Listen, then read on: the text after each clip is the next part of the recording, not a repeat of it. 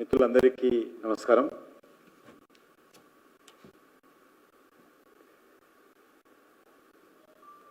హైదరాబాద్ స్థానిక సంస్థల నుంచి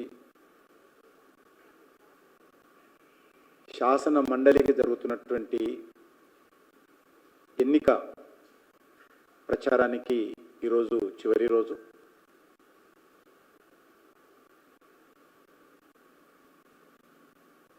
ఈ ఎన్నికల్లో భారతీయ జనతా పార్టీ, మజ్లిస్ పార్టీ రెండు పార్టీలే అభ్యర్థులను నియమించిన విషయము మనకందరికీ తెలుసు. అధికారంలో ఉన్నటువంటి కాంగ్రెస్ పార్టీ కానీ,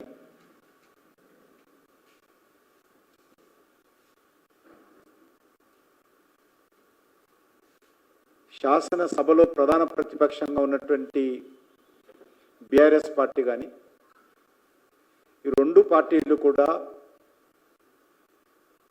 ఈ శాసన మండలి ఎన్నికల్లో పోటీ చేయకుండా మజ్లిస్ పార్టీకి అండగా నిలబడతా ఉన్నారు. మజ్లిస్ పార్టీకి మేలు చేకూర్చేటువంటి ప్రయత్నం చేస్తూ ఉన్నారు.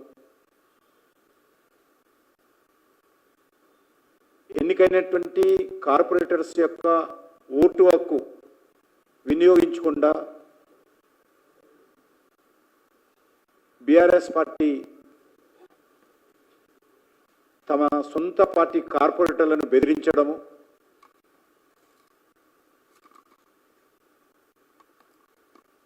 వాళ్లకు ఓటేసినటువంటి ప్రజల యొక్క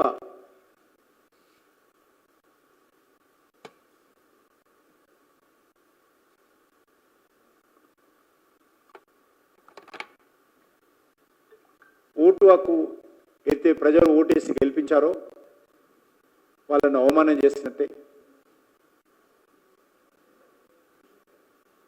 మజ్లిస్ పార్టీని గెలిపించడం కోసమో, మజ్లిస్ పార్టీకి మద్దతు ఇవ్వడం కోసమో హైదరాబాద్ ప్రజలు బీఆర్ఎస్ పార్టీకి ఓటేయలేదు. హైదరాబాద్ ప్రజలు కాంగ్రెస్ ఓటేయలేదు. ఇదే పాతపట్నంలో మజ్లిస్ పార్టీ వరుసగా గెలుస్తున్నటువంటి శాసనసభ నియోజకవర్గాల్లో కానీ, లేక హైదరాబాద్ పార్లమెంట్ కాన్స్టిట్యున్సీలో కానీ, మున్సిపల్ కార్పొరేషన్ ఎక్కడైతే మజ్లిస్ పార్టీ గెలుస్తుందో అక్కడ కానీ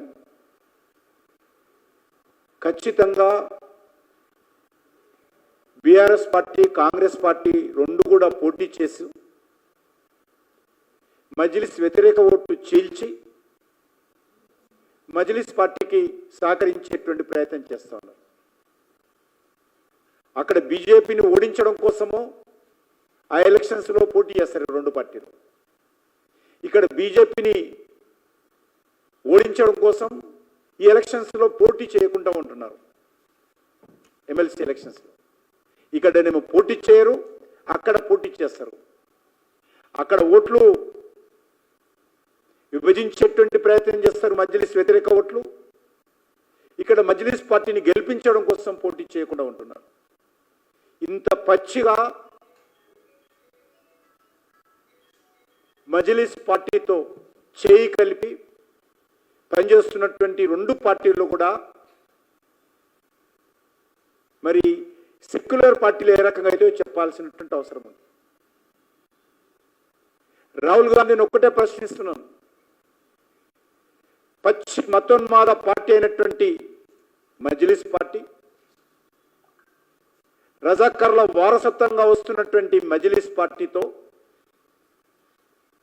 మీరు హైదరాబాద్లో స్నేహం చేస్తూ, కలిసి కాపురాలు చేస్తూ, వాళ్ళ మద్దతుతో మీరు, మీ మద్దతుతో వారు ఎన్నికల్లో గెలుస్తూ ఈరోజు మేము సెక్యులర్ అని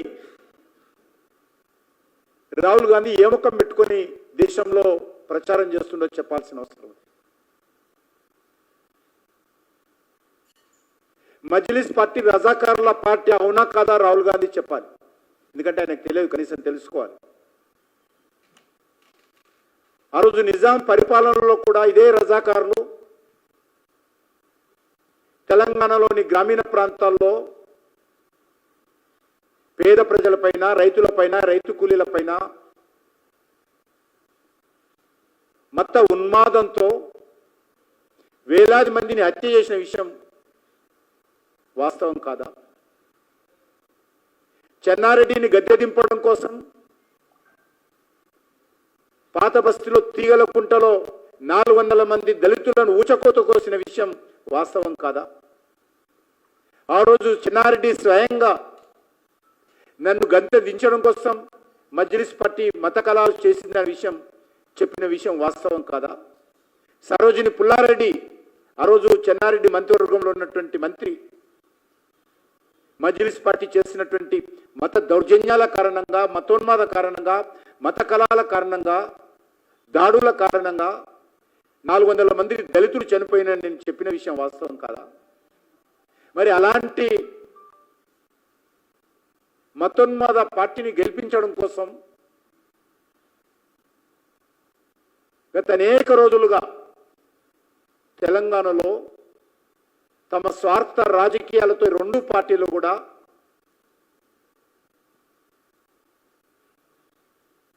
మజ్లిస్ పార్టీ యొక్క అడుగులకు మడుగులు ఎందుకు ఒత్తుతున్నారో చెప్పాల్సిన అవసరం ఉంది. మజ్లిస్ పార్టీ మోచేతి నీళ్ళు ఎందుకు తాగుతున్నారో చెప్పాల్సినటువంటి అవసరం ఉంది.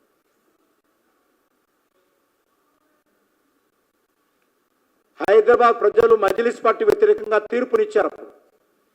గత కార్పొరేషన్ ఎలక్షన్స్లో ప్రజలు ఇచ్చిన తీర్పును కాలరాస్తూ కార్పొరేటర్స్ను బెదిరించి ఓటింగ్కు రాకుండా బీఆర్ఎస్ పార్టీ ఈరోజు హైదరాబాద్, గ్రేటర్ హైదరాబాద్ ప్రజలను అవమానం చేస్తున్న విషయం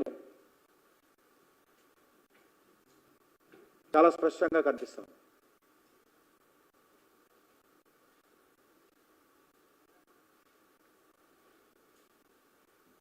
ఈ హైదరాబాద్ నగర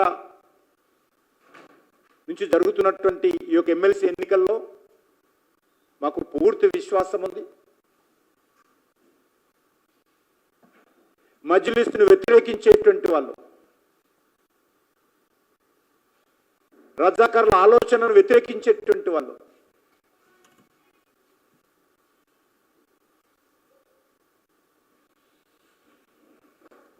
హిందూ దేవులను అవమానించేటువంటి పార్టీని వ్యతిరేకించేటువంటి వాళ్ళు, హిందూ దేవులను అవమానం చేసేటువంటి ఈ యొక్క మజ్లిస్ పార్టీ యొక్క కారుకూతలను వ్యతిరేకించేటువంటి వాళ్ళు, హిందువుల పండుగలను వ్యతిరేకించేటువంటి వాళ్ళు, 100 మంది భారతీయుల మీద దాడులు చేస్తామని చెప్పినటువంటి వాళ్ళు, 15 నిమిషాలు సమయం ఇస్తే అది అసదుద్దీన్ ఓవైసీ కానీ, అక్బరుద్దీన్ ఓవైసీ కానీ 15 నిమిషాలు సమయం ఇస్తే ఈ దేశంలో ఉన్నటువంటి 100 కోట్ల మందిని సంగతి చూస్తామన్నటువంటి మజ్లిస్ పార్టీని ఎందుకు సమర్థిస్తున్నారో, ఎందుకు గెలిపిస్తున్నారో తెలంగాణ ప్రజలకి 2 పార్టీలు చెప్పాలి.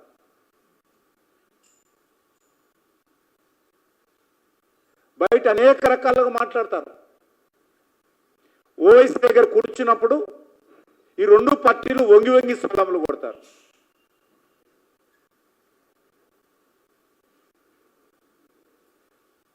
బయట అనేక రకాల పెద్ద పెద్ద ఉపన్యాసాలు ఇస్తారు. మజ్లిస్ పార్టీ కనిపించగానే చల్లబడిపోతారు.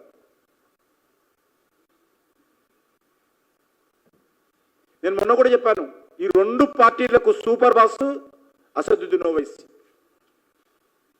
కాంగ్రెస్కు బాసు రాహుల్ గాంధీ అయినా తెలంగాణలో సూపర్ బాసు అసదుద్దీన్ ఓవైసీ, బీఆర్ఎస్కు బాసు కేసీఆర్ అయినా super boss Asaduddin Owaisi.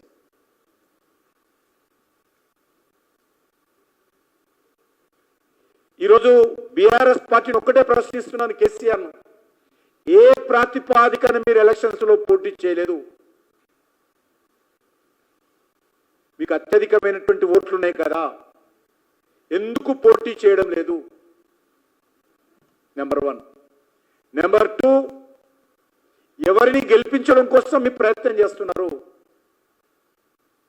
Number 3, ఎందుకు ఈరోజు మీ కార్పొరేటర్లందరినీ కూడా పిలిచి ఓటింగ్కి పోవద్దని ఎందుకు బెదిరిస్తున్నారు? అంటే మీ కార్పొరేటర్ల మీద మీకు నమ్మకం లేదా? మీరు మజ్లిస్ పార్టీని సమర్థిస్తున్నారు కదా, మజ్లిస్ పార్టీని గెలిపించాలనుకుంటున్నారు కదా, మజ్లిస్ పార్టీని అందలం ఎక్కించాలనుకుంటున్నారు కదా, మరి మజ్లిస్ పార్టీకి ఓటేయమని చెప్పేటువంటి ధైర్యము ఎందుకు బీఆర్ఎస్ పార్టీ బయటికి చెప్పలేకపోతుంది? మీకు చిత్తశుద్ధి ఉంటే, చీము నెత్తురుంటే మతోన్మాద పార్టీ అయినటువంటి మజ్లిస్ పార్టీని గెలిపించండి అని ఎందుకు స్టేట్మెంట్ ఇవ్వరు? ఎందుకు ఓటేరో ఈరోజు కేసీఆర్ చెప్పాలి. అంటే కార్పొరేటర్ల మీద నమ్మకం లేక వాళ్ళను పోలింగు రాకుండా బాసును బతలాడుకొని మేము నిన్ను గెలిపిస్తాము కానీ ఓటింగ్కు రామని బాసును బుజ్జగించుకునేటువంటి ప్రయత్నం ఈరోజు బీఆర్ఎస్ పార్టీ చేస్తాం.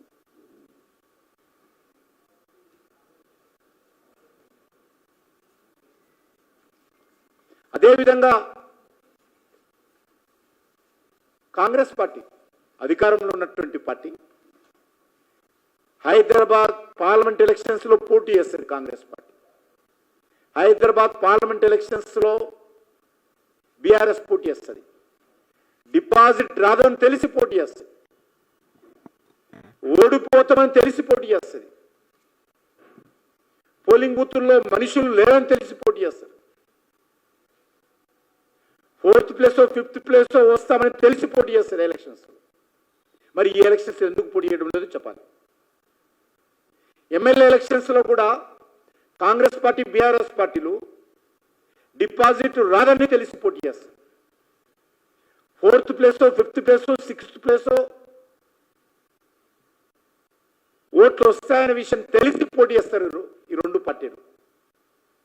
మరి ఈ ఎలక్షన్స్లో ఎందుకు పోటీ చేయడం లేదో ఈ రెండు పార్టీలు కూడా తెలంగాణ ప్రజలకు చెప్పాలి.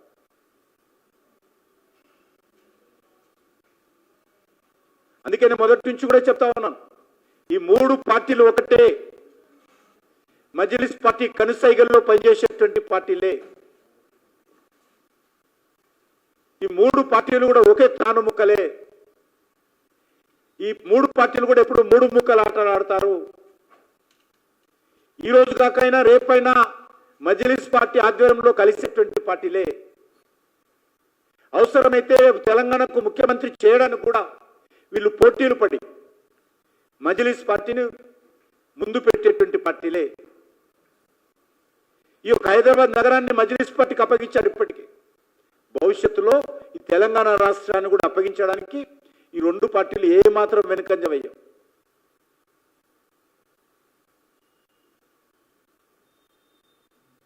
ఇంత దుర్మార్గంగా ఏ ఎన్నికల్లో ఆ పాట పాడుతూ, ఏ ఎండకు ఆ గొడుగు పడుతూ, అసెంబ్లీ ఎలక్షన్స్లో ఒక విధానం, పార్లమెంట్ ఎలక్షన్స్లో ఒక విధానం, ఎమ్మెల్సీ ఎలక్షన్స్లో ఒక విధానం, ఒక బోర్డుకు సంబంధించినటువంటి విషయంలో ఒక విధానం. వీళ్ళందరూ కూడా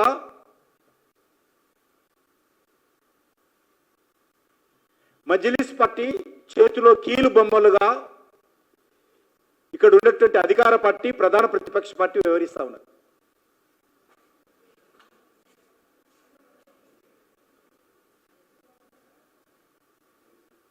ఎంఐఎం పార్టీ బీఆర్ఎస్ అధికారంలో ఉన్నన్ని రోజులు బుల్లెట్ మీద ప్రగతి భవన్కి వెళ్ళేవాడు. కాంగ్రెస్ పార్టీ అధికారంలోకి వచ్చిన తర్వాత అదే బుల్లెట్ మీద ఇప్పుడు కాంగ్రెస్ పార్టీ నాయకులు ఎండాలకు వెళ్తా ఉన్నాడు.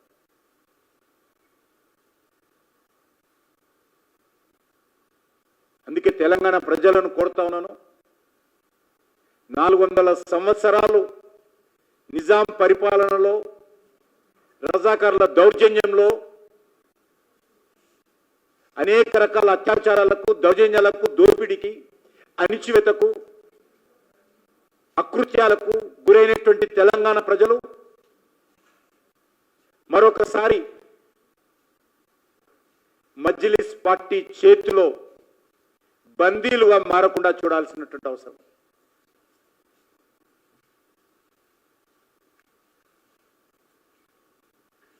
ఎవరైతే ఓట్లేసి కార్పొరేటర్లు గెలిపించామో అదే రాజేంద్ర నగర్లో మజ్లిస్ పార్టీ వ్యతిరేకంగా ఓట్లేసి గెలిపించారు. ఈరోజు వాళ్ళే ఎవరైతే గెలిచారో మజ్లిస్ పార్టీ వ్యతిరేకంగా వాళ్ళందరూ కూడా ఈరోజు మజ్లిస్ పార్టీని గెలిపించడం కోసం పరోక్షంగా, ప్రత్యక్షంగా సూపర్ బాస్ ఆదేశాలతో, పార్టీ బాస్ ఆదేశాలతో ఈరోజు వంతా పారుతున్నటువంటి విషయము, కుమ్ముక్కైన విషయం మనం చూస్తూ ఉన్నాం. అందుకే ఎలక్షన్స్లో భారతీయ జనతా పార్టీ ఈ మూడు పార్టీల యొక్క నిజస్వరూపం బయట పెట్టాలని, ఈ మూడు పార్టీల యొక్క నిజస్వరూపాన్ని ప్రజలు అర్థం చేసుకోవాలని విజ్ఞప్తి చేస్తా ఉన్నాం. అయినప్పటికీ కూడా మాకు గెలుపు మీద విశ్వాసం ఉంది. ఇప్పటికీ అనేక మంది ఆయా పార్టీల మీద ఒత్తిడి చేస్తూ ఉన్నారు. కార్పొరేటర్స్ మాకు స్వేచ్ఛనివ్వండి అని ఒత్తిడి చేస్తూ ఉన్నారు. ప్రజలు మా మీద ఒత్తిడి చేస్తూ ఉన్నారు, మజ్లిస్ పార్టీని ఓడించాలని కోరుతున్నారని చెప్పి కూడా ఒత్తిడి చేస్తూ ఉన్నప్పటికీ కూడా ఆయా పార్టీలు బెదిరిస్తున్నటువంటి విషయం నిన్న ఇలా పేపర్లో కూడా చూశారు.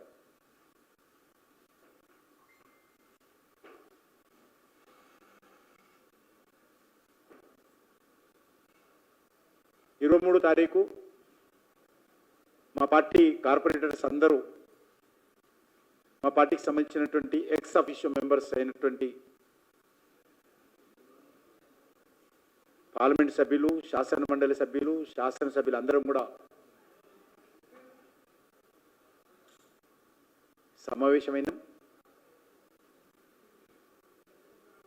రెగ్యులర్గా మా పార్టీ నాయకులు అందరినీ కలుస్తూ ఉన్నారు. మా ఓటర్లను, మా అభ్యర్థి గౌతమ్ రావు గారు కూడా అందరినీ ఇప్పటికే 2-3 సార్లు ఓటర్లను కలిసేటువంటి ప్రయత్నం, ఇతర పార్టీలకు సంబంధించినటువంటి ఓటర్లను కూడా ప్రజాస్వామ్య పద్ధతుల్లో, మీ పార్టీ అభ్యర్థులు లేరు కాబట్టి, మీ పార్టీ రంగంలో లేదు కాబట్టి, హైదరాబాద్ నగరానికి, తెలంగాణకు బద్ధశత్రువు మజ్లిస్ పార్టీ కాబట్టి, తెలంగాణ అభివృద్ధికి పెద్ద ఆటంకము మజ్లిస్ పార్టీ కాబట్టి, తెలంగాణ ప్రజల ఆకాంక్షల కోసం తెలంగాణ రాష్ట్ర ఏర్పాటును వ్యతిరేకించినటువంటి పార్టీ మజ్లిస్ పార్టీ. తెలంగాణ రావద్దని, తెలంగాణ రాకూడదని ఆ రోజు తెలంగాణ ఉద్యమాన్ని వ్యతిరేకించినటువంటి పార్టీ మజ్లిస్ పార్టీ. అలాంటి మజ్లిస్ పార్టీ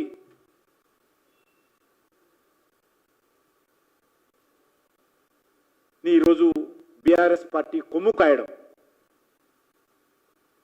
చాలా సిగ్గుచెట్టు. దీనిపైన ఇది ఎన్నికలకు మాత్రమే పరిమితం కాదు, ఖచ్చితంగా ఈ యొక్క మెసేజ్ని రానున్న రోజుల్లో బస్తీ బస్తీకి, గ్రామ గ్రామానికి, ఇంటింటికి, ప్రతి వ్యక్తి దగ్గరికి తీసుకెళ్లేటువంటి ప్రయత్నం మేము కొనసాగిస్తామని చెప్పి మనం చేస్తా ఉన్నాం. మీడియా మిత్రులకు ధన్యవాదాలు.